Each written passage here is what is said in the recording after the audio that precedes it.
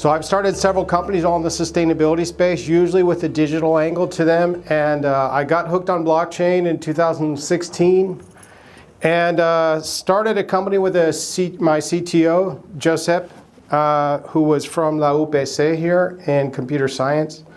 And then we brought on a third founder who also had a PhD in computer science at UPC. And our vision was a decentralized internet and mobility network. So we're builders. So we built two software products. One is I'll get into it, but one is Web 2, one is Web 3. Both were envisioned to be Web 3 from the beginning.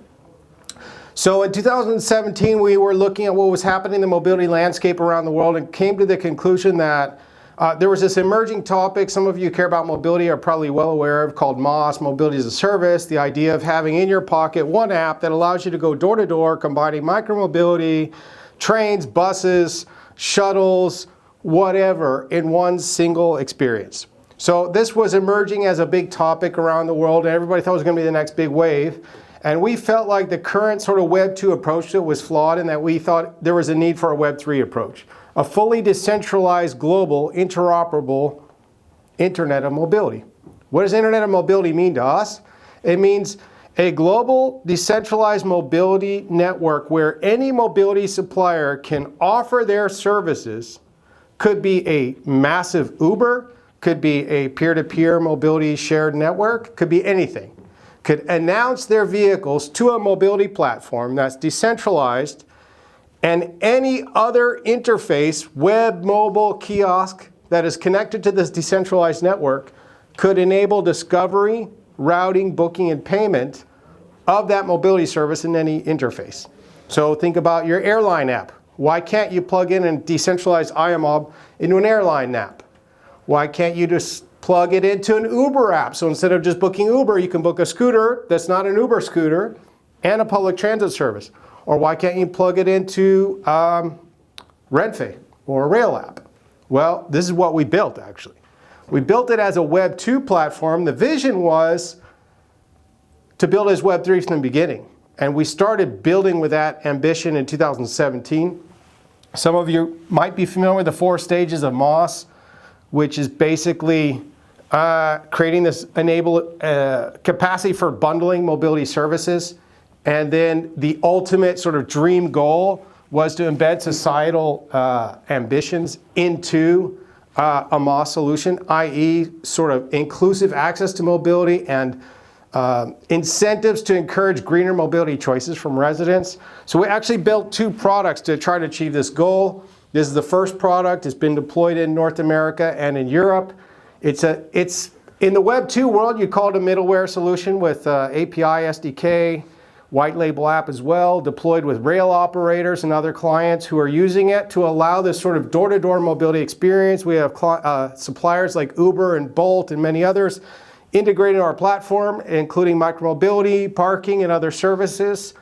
But instead of offering to the end user ourselves, what we do is create this pathway so that any client who has end users and wants to offer more seamless mobility experience to their customer can do that. We're like the invisible Intel Inside, for those of you old enough to remember that frame reference. So these are our 2 products in action. iomob, which basically allows a seamless mobility experience with things like Uber, Bolt, parking, taxis, etc. Into any interface from any client who wants to put it in their web, mobile, etc. And then this is our Wheelcoin solution, which is designed to tokenize and gamify greener mobility choices. This is a native Web3 solution from day one. So the tokens are on chain, on Celo. We have NFTs for sort of gamifying greener mobility choices, etc. It passively tracks your movements, so it knows if you're walking, biking, running, etc. In a train, a bus, a car. And it rewards you based on the amount of carbon emissions you're removing from the atmosphere by choosing something that's not a car. So if you're in a car, it doesn't reward you. Now, if you're in an electric car, we can't detect that right now. We just know you're in a car. We don't know if it's electric or not. We have a plan, we could solve that, but we haven't solved it yet. This is the ambition of the Internet of Mobility Network, which today would be called a platform, a Web 2 solution, but the ambition has been from 2017 for it to be a Web 3 decentralized platform where any supplier could announce their services without our approval, and therefore be booked and paid for by any user of any interface connected to the iomob network. Most of this is already built and deployed. It's just not Web 3 yet because the market has never been right for it. So we were going to do an ICO at the end of 2018, early 2019, crash. Then we went through COVID, crash. Then we went through the second bear market of crypto, crash. So there's never the right time to launch a tokenized sort of a governance token for a global internet and mobility network, so we didn't do it. But we did develop and deploy the wheel coin as a lighter mobile app for this gamifying green mobility.